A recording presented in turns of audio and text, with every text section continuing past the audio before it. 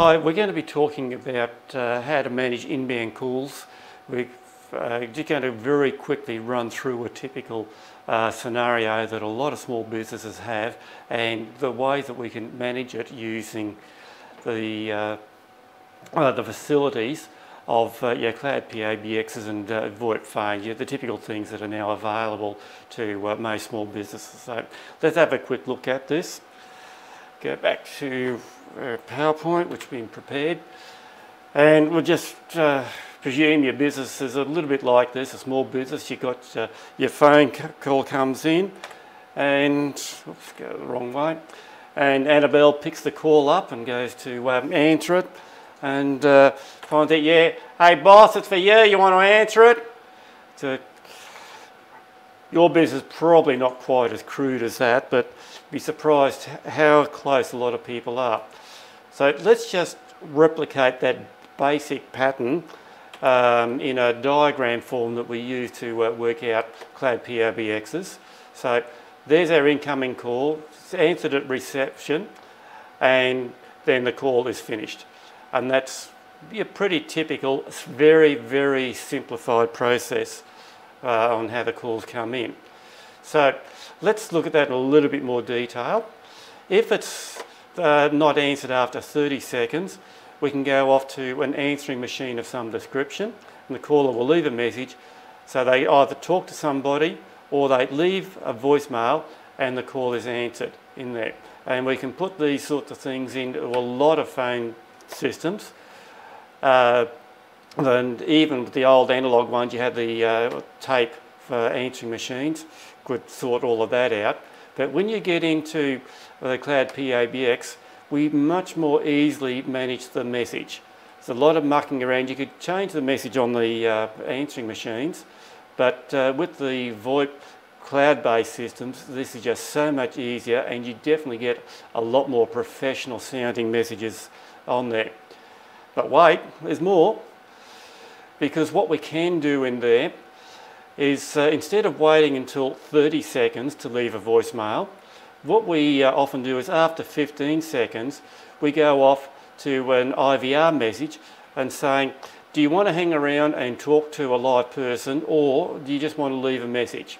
IVR, by the way, that's that system where it says, yeah, press 1 to do this and press 2 to do that. So if they say press 1, they can go back into the loop and ring reception, and they can do that as many times as they like. Or if they press 2, they can go straight into there and leave the voicemail. And this is immediately giving your callers control over the call itself. If they don't need to talk to you directly, after 15 seconds, they can leave a message and get off the phone. If it's something they really need to talk to you, they can go around that loop for as long as it takes. There's no longer that hard limit that we had before of 30 seconds, and they have to leave a voicemail. So that gives them a lot more power in the hands of the caller to do that. But wait, there's more. When we get into this voicemail, this ringing loop here, we can change that to give some messages on hold type process. And so while they are waiting for you to answer the phone, you might be talking to another customer, you can be giving them information that is relevant to you. It could be just information that says this is what you need to do. It could be some salesy type stuff about what other options are available, but that is completely up to you and totally within your control. So we can see this loop which is going around now, but we can go further than that, because if it's during business hours, we do that loop. But if it's not during business hours, we don't need for them to go through and ring the message and wait for that loop to come through. We know immediately that there's nobody there to answer it, so we can just go straight down to that leaving a message loop.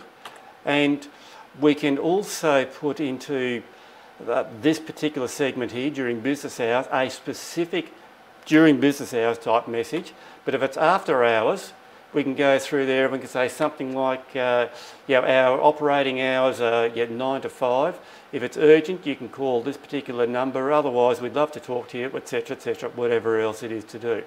So you can see there, compared to the standard call flow that a lot of people have, just answer the call if they're able to get to it.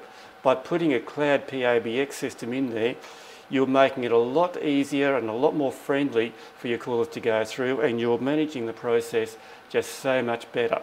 Now, there's one other really nice thing as well. You notice down the bottom there, when the caller leaves a message, if we have the PABX in the cloud, it will create an email to you which will include a file with the audio recording of that particular message. So you do not have to wait till you come back into the office if you're after hours. You can pick up your email anywhere, and if it is one of those calls that you do really need to react to quickly, then yes, you can go to it and do what you need to do. There's other benefits too with having it on an email, because you can forward it on to somebody else if you need to. So that's really that very quick process on there. If we go over now to another call flow diagram, this is just to give you an idea that there are other options in there. This is for a more sophisticated environment. You might notice here we've got first phase phones, we've got second phase phones, and we've got loops going all over the place. We've got the voicemail being delivered to different places.